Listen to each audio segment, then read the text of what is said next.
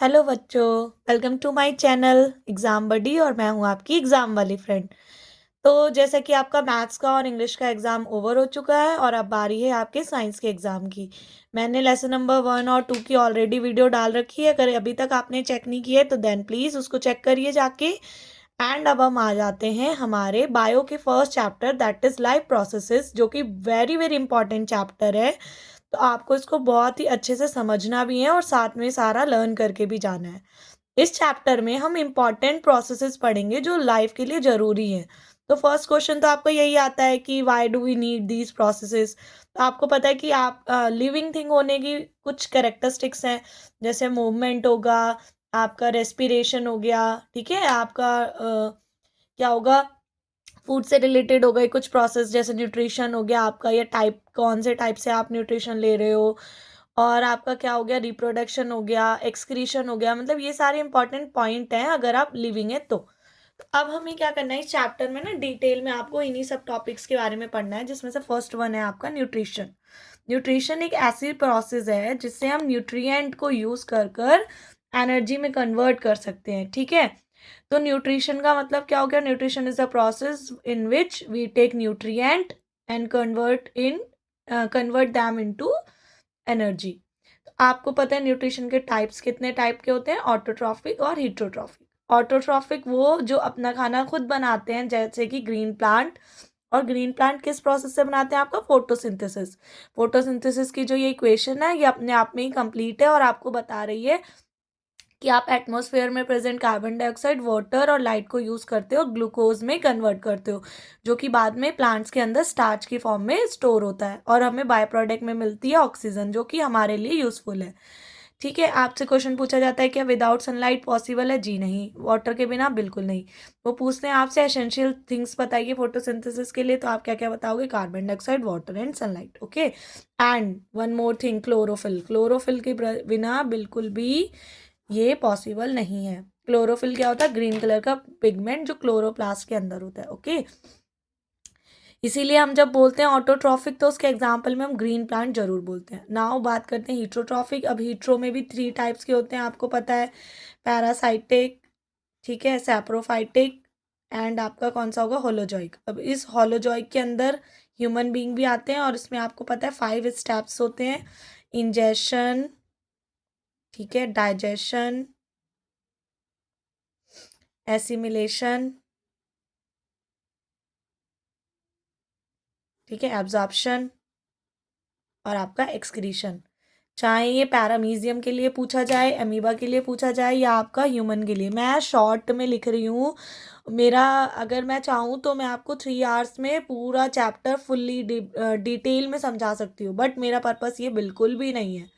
I still want you to learn, okay. मैं चाहती हूँ कि आप खुद जाके पढ़ो, क्योंकि देखो जो आप लर्न करोगे, हाँ मैं बस आपकी हेल्प कर रही हूँ। एक बार ऊपर ऊपर से कहते हैं ना, आपको समझा दो। कभी कभी हम बोलते हैं ना यार, कोई हमें जल्दी से क्विक समझा दे ताकि हम याद कर पाए इजीली, तो मैं वो वाला हेल्प कर रही हूँ आपकी इस समय, ठीक है।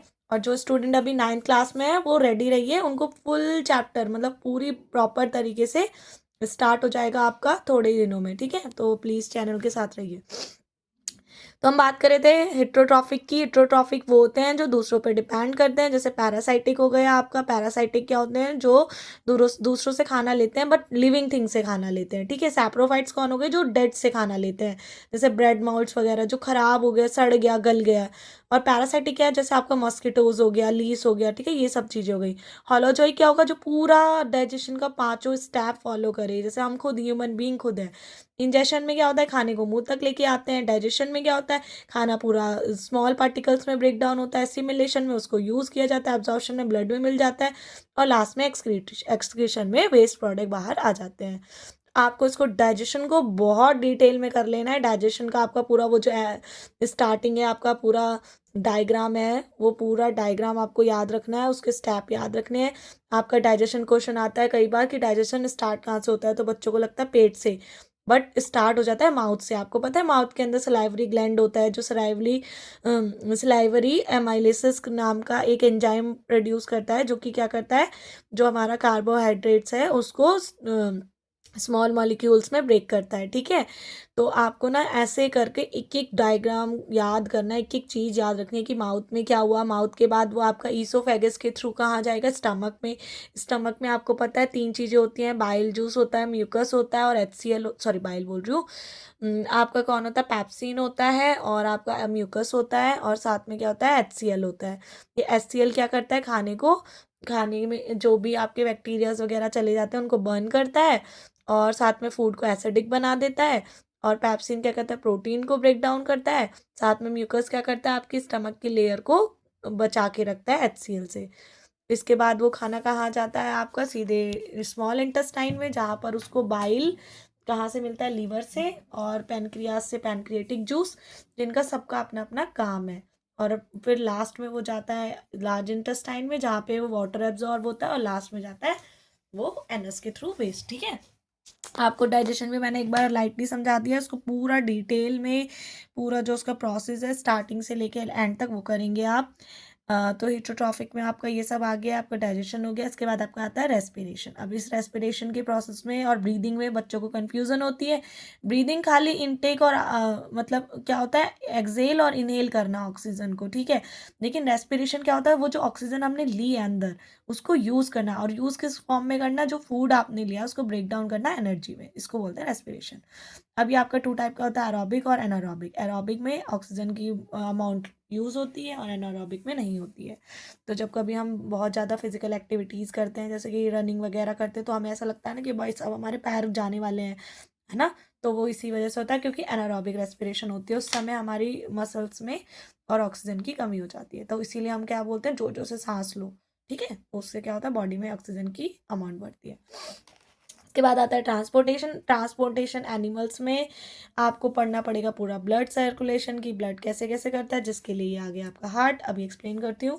प्लांट के मामले में आपको क्या करना है, जाइलम एंड फ्लोएम। जाइलम आपको पता है क्या करता है, वाटर को लेके जाता है, यूनिडायरेक्शनल होता है, नीचे से रूट से लेके जाता है पूरी प्लांट बॉडी में।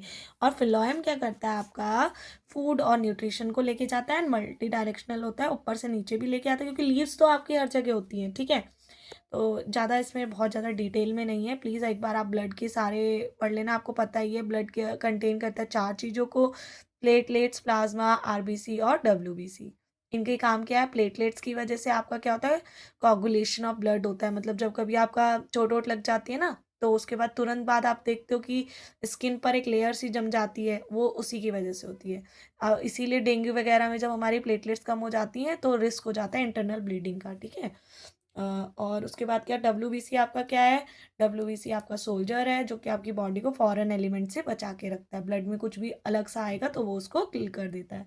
आरबीसी आपको पता है रेड कलर आपका होता है, हीमोग्लोबिन होती है उसमें प्रेजेंट, और हीमोग्लोबिन का काम क्या होता है, ऑक्सीजन को कैरी करना। और किसकी प्रेजेंस में करती है, हीम वर्ड का मीनिंग क्या है आपका, आयरन, ठीक है।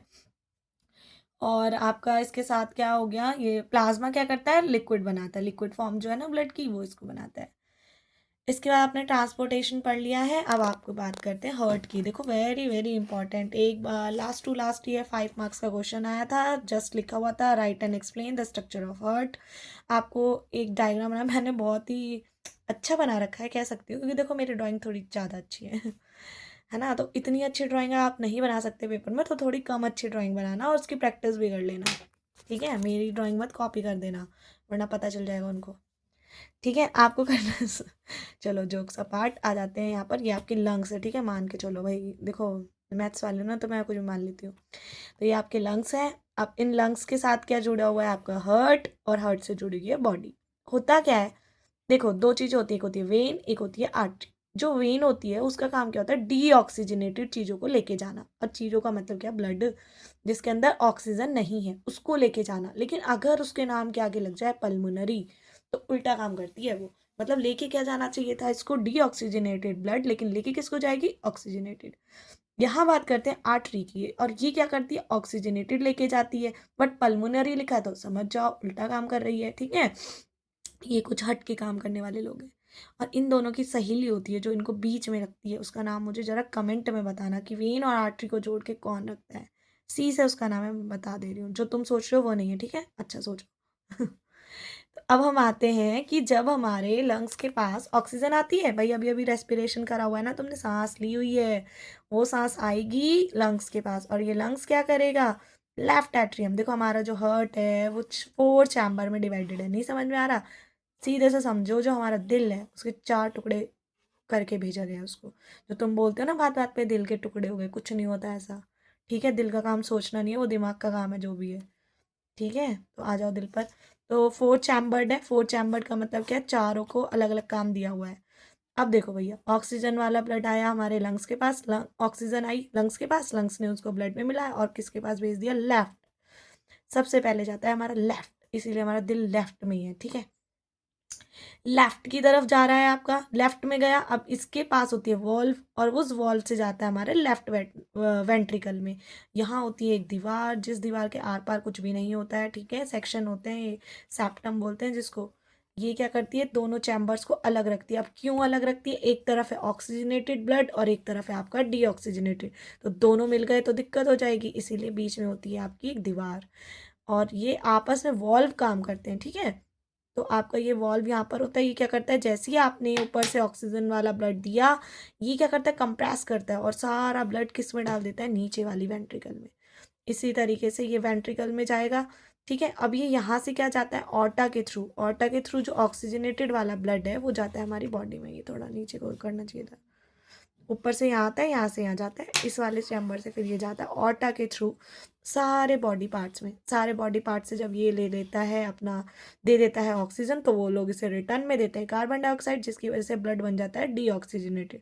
इसको लेके जाते हैं राइट में, राइट ऑरिकल में, और वहाँ से फिर ये कंप्रेस होता है, कंप्रेस होके कहाँ पहुँचता है, ये राइट वेंट्रिकल में, ठीक है।